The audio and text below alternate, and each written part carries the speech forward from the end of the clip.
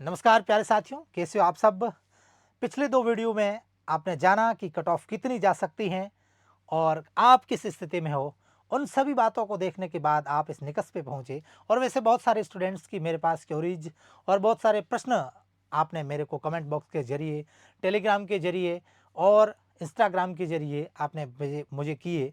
Phone calls के माध्यम से भी मुझे कुछ बातें सूचनाएं मिली कि स्टूडेंट जानना चाहते हैं कि परिणाम कब तक आएगा और क्या क्या डॉक्यूमेंट चाहिए और आगे क्या कुछ करना है।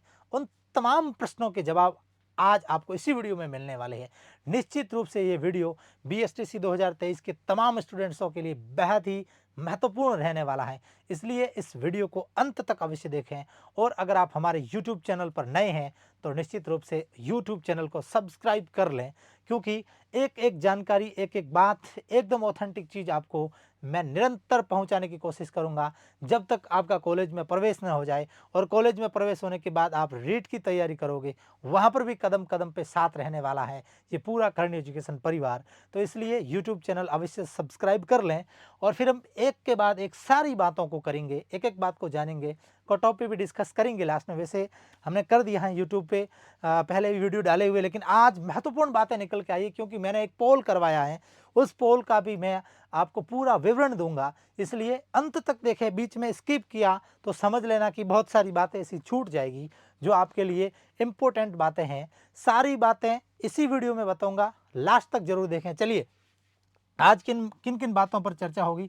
सबसे पहले रिजल्ट कब तक आएगा और क्या क्या डॉक्यूमेंट चाहिए ना, क्या क्या जो दस्तावेज है वो चाहिए, हमें किन किन डॉक्यूमेंट्स को रेडी करके रखना है और आगे की प्रक्रिया क्या कुछ कैसे रहने वाली है, प्रोसेस पूरी क्या रहने वाली है, सारी प्रक्रिया जानेंगे हम, सारी बातों को देखेंगे और इसके साथ कट ऑफ पर भी चर्चा करेंगे। तो निश्चित रूप से एक एक बात आपके लिए बहुत महत्वपूर्ण रहने वाली है, बेहद महत्वपूर्ण रहने वाली है। इसलिए देखिए, सबसे पहला सवाल स्टूडेंट्स ने मेरे को बहुत ही ज़्यादा पूछा है, वो पूछा है कि गुरुदेव सर जी परिणाम कब तक आएगा। तो मैंने कहा देखिए, जो आपका परिणाम है, वैसे बोर्ड ने एक सूचना के मुताबिक बताया है कि 20/9/2023 तक, है ना, कि 20 सितंबर 2023 तक जो आपका परिणाम आना चाहिए, ऐसी संभावना है। मैं यही मान के बैठा हूँ कि 25 सितंबर तक आपका परिणाम आ सकता है ना। 25 सितंबर आ ही जाएगा निश्चित रूप से, क्योंकि चुनावी माहौल है, सरकार को भी आगे अपनी पूरी रणनीतियां तय करनी है, इसलिए ये परिणाम जो है लगभग आपके 25 सितंबर तक आ जाएगा निश्चित रूप से।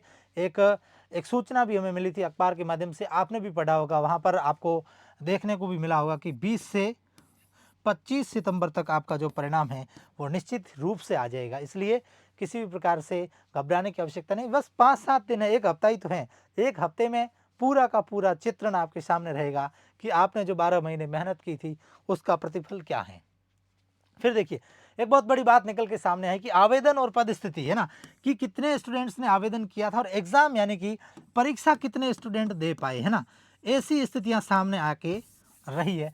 तो मैं आपको बता दूं, जहां तक मेरी जानकारी में है कि लगभग 6-12 के आसपास आवेदन हुए थे, है ना, 6.12 लाख, है ना, 6.12 लाख यानी कि 6,12,000 के पास आवेदन हुए थे। उसमें से जो परीक्षा है वो दी है 5.70 लाख ने। कितने स्टूडेंट्स ने दी है? 5,70,000 स्टूडेंट्स ने एग्जाम दिया है। 5,70,000 स्टूडेंट्स ने एग्जाम दिया है। और फिर हम मार्जिन ऑफ पोस्ट देखते हैं, है ना, पद स्थिति, मार्जिन ऑफ पोस्ट देखते हैं तो लगभग 24,000 के आसपास पोस्ट हैं। कितनी? 24,000 के आसपास पद हैं।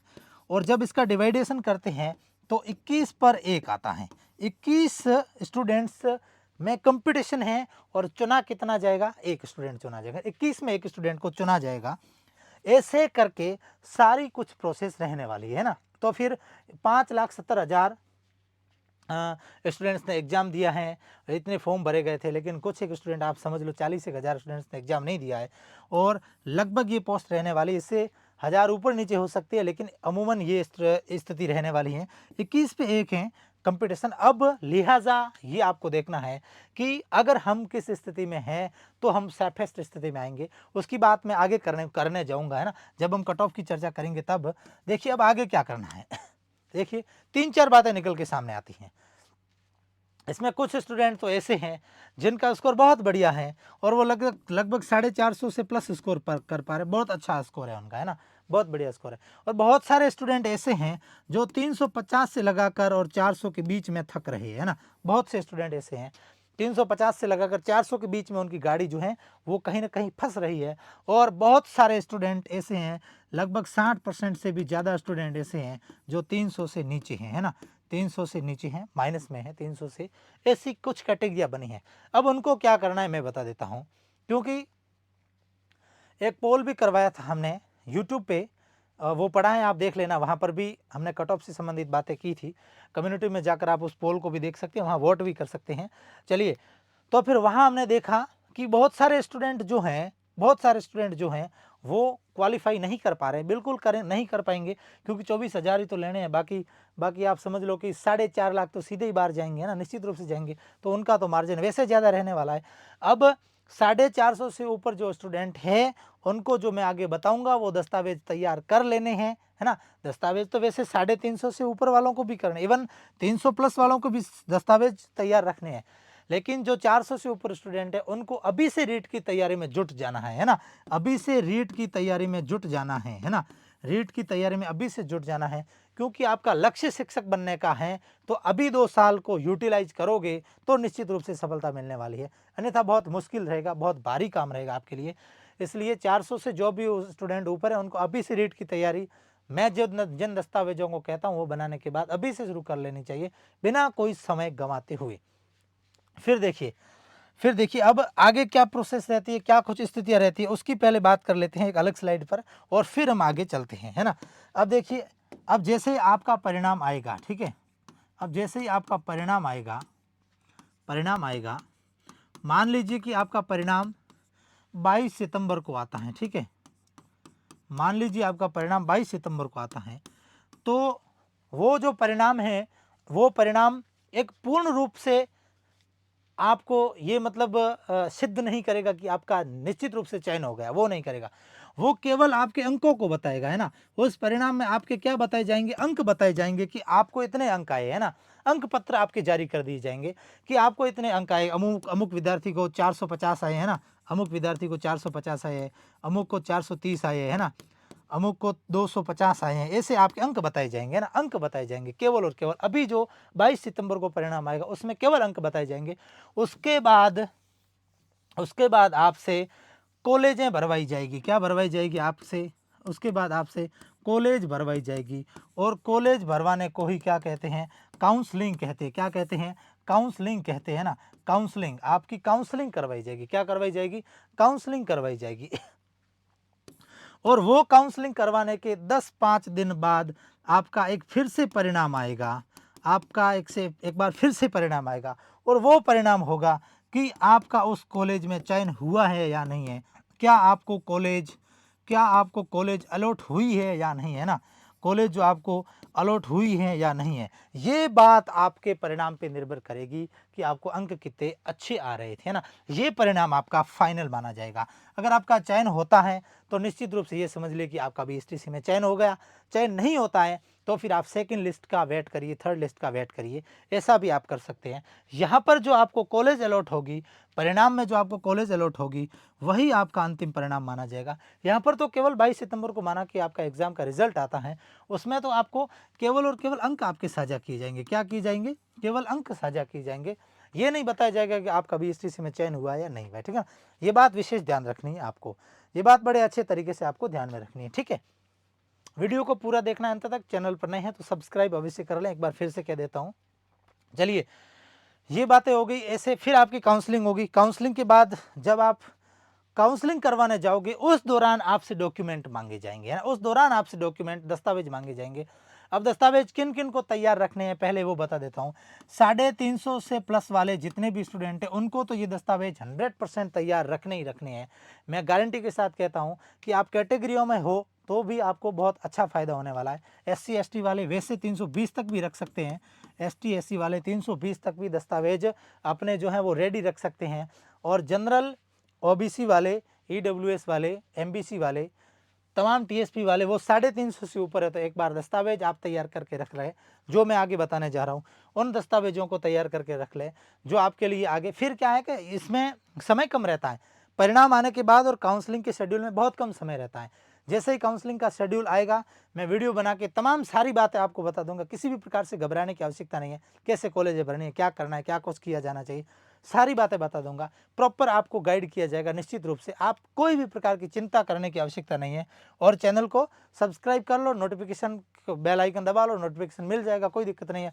कोई भी सवाल हो तो कमेंट करके पूछ दीजिए ना, मैं हर सवाल का उत्तर देता हूँ। वैसे स्टूडेंट्स ने बहुत बढ़िया तरीके से देखा भी होगा कि मेरे आपके प्रत्येक प्रश्न का मैं उत्तर देने की कोशिश करता हूँ, जहाँ तक है ना वो तार्किक प्रश्न होना चाहिए, बेतुका प्रश्न नहीं होना चाहिए, है ना। कई बार स्टूडेंट कमेंट कर देते हैं, जैसे कि मैंने पिछली बार वीडियो बनाया कट ऑफ का, उसमें अंक शेयर करे, मेरे को 600 नंबर आ रहे हैं, क्या मेरे को नागौर कॉलेज मिल जाएगी। अरे ऐसे स्टूडेंट क्या न्याल करेंगे आगे जाके, है ना। ये तो प्रॉपर रूप से हम देखते हैं तो माँ बाप का नाम ही आगे जाके खराब करने वाले हैं। ऐसे कमेंटों से कोई फायदा नहीं है। सार्थक बात करिए, मैं 100% आपको जो है उसका प्रत्युत्तर दूंगा। अब दस्तावेज कौन कौन से चाहिए, ये बहुत ही इंपॉर्टेंट चीज़ है। इसका लास्ट में स्क्रीनशॉट भी आप ले लेना, कोई दिक्कत नहीं है। अब देखिए अब जो यहाँ पर आपको परिणाम पत्र दिख रहा है ना, परिणाम पत्र का मतलब ये रिजल्ट हो गया। क्या हो गया? रिजल्ट, ठीक है ना। रिजल्ट हो गया आपका जो रिजल्ट है वो हो गया, है ना।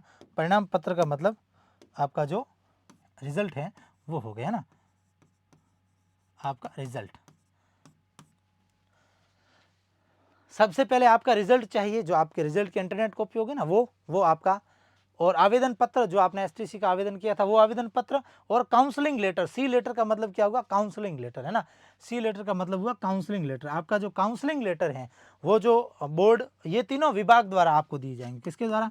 विभाग द्वारा वेबसाइट पर मिल जाएंगे। आप अपने रोल नंबर लगा के निकाल सकते हैं। तीनों चीज़ें, परिणाम पत्र यानी कि आपकी रिजल्ट की कॉपी, आवेदन पत्र जो आपने किया था वो, और काउंसलिंग लेटर, ये तीनों चीज़ें आपके पास होगी निश्चित रूप से। आवेदन पत्र पढ़ाएं, परिणाम और ये काउंसलिंग लेटर आपका विभाग द्वारा वेबसाइट पे मिल जाएगा, आप निकाल सकते हैं, उसमें कोई दिक्कत नहीं है ना।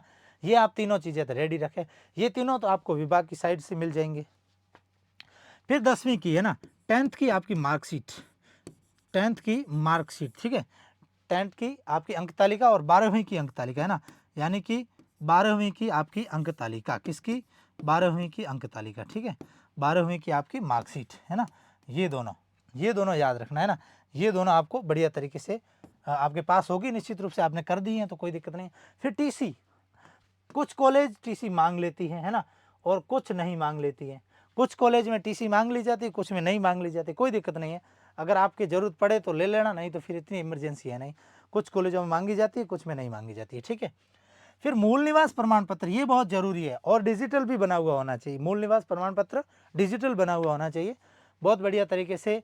आप अगर नहीं बनाए तो अभी आपके पास समय पड़ा है, 1 हफ्ते तक का बना लीजिए, कल से प्रोसेस शुरू कर दीजिए ना। कल शनिवार है तो कोई दिक्कत नहीं है, फिर संडे को छुट्टी रहने वाली है तो सोम मंगल तक आपका मूल निवास बन जाएगा, फिर कोई दिक्कत नहीं है। और जाति प्रमाण पत्र, है ना, आपका certificate, OBC, EWS, SC, ST जो भी है, क्योंकि 12th से पहले इतना काम नहीं पड़ता है तो किसी स्टूडेंट के बने भी नहीं होंगे, इसलिए जाति प्रमाण पत्र और मूल निवास दोनों बढ़िया तरीके से डिजिटल बना लेवे। कैसे?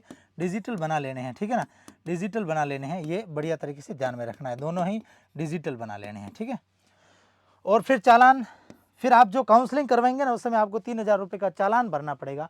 उस चालान की कॉपी भी आपको अपने पास में रखनी है ना। चालान की कॉपी भी अपने पास में रखनी है। जो आप चालान जैसे काउंसलिंग करवाओगे ना उस दौरान आपको पहले 3000 रुपये का एक चालान कटवाना पड़ेगा, उसके बाद आपकी फ़ीस लगती है, वो भी है। उस चालान की कॉपी भी आपको मिल जाएगी विभाग से, वो ऑटोमेटिकली जनरेट होती है। जब आप काउंसलिंग के लिए जाएंगे ये सारी चीज़ें तो आपको वहाँ पर चालान मिल जाएगा, है ना। तो वो साथ में लेके जाना है। फिर अन्य आवश्यक दस्तावेजों में आपका आधार कार्ड वगैरह हो गया, कुछ पहचान से संबंधित आइडिया वगैरह हो गई, यही चाहिए, बाकी इसमें और ज़्यादा कुछ नहीं चाहिए। इतने सारे दस्तावेजें मैंने आपको बता दिए हैं जो आप बढ़िया तरीके से समझ गए होंगे। फिर भी आपको कोई चीज़ समझ में नहीं आती है तो कमेंट बॉक्स में कमेंट करके बता देना मुझे कि सर ये इस प्रकार से आपने बताया, ये कैसे हो सकता है और हमें कहाँ से क्या करना पड़ेगा। मैं सारी चीज़ें आपको बता दूंगा।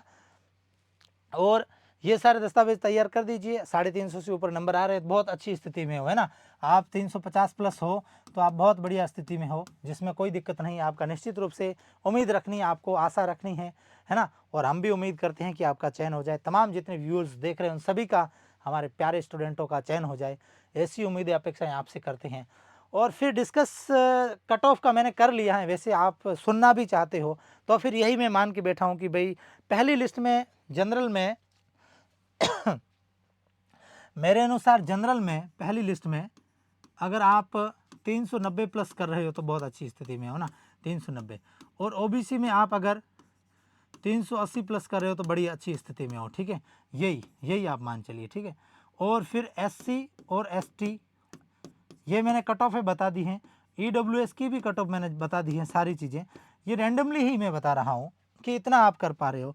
यहाँ पर भी आप 375 प्लस हो तो आप अच्छी स्थिति में हो, एसटी में आप 340 प्लस हो तो अच्छी स्थिति में हो, एससी में आप 350 प्लस हो तो अच्छी स्थिति में हो, ठीक है। ये रैंडमली बता रहा हूँ, बाकी मैंने सारा एनालाइज जो है कट ऑफ का वो 2 वीडियो में कर दिया है, वहाँ जाके आप बड़े अच्छे तरीके से उन वीडियो को देख लेना, निश्चित रूप से आपके लिए बहुत फ़ायदेमंद रहने वाले हैं। और चैनल को सब्सक्राइब कर दें, वीडियो को लाइक और शेयर अवश्य करना अपने मित्रों तक, क्योंकि ये दस्तावेज आवश्यक हैं। आपके इस एक शेयर करने से एक स्टूडेंट का भला होता है, तो निश्चित रूप से आपको भी बहुत सारी चीज़ें आगे जीवन में सीखने को मिलेगी। ऐसा नेचर आपका होना चाहिए, ऐसी उम्मीदें करता हूँ। चलिए स्टूडेंट्स, ये सारी तमाम जानकारी थी। कोई भी आपका सवाल, कोई भी प्रश्न हो तो निश्चित रूप से आप कमेंट कर सकते हैं, और कमेंट बॉक्स के माध्यम से आपको सारी चीज़ों का उत्तर मिलेगा, ऐसी मैं आशा और उम्मीदें करता हूँ। ठीक है स्टूडेंट्स, मिलते हैं ऐसी किसी अन्य वीडियो के साथ, तब तक के लिए वंदे मातरम, जय भारत, जय हिंद।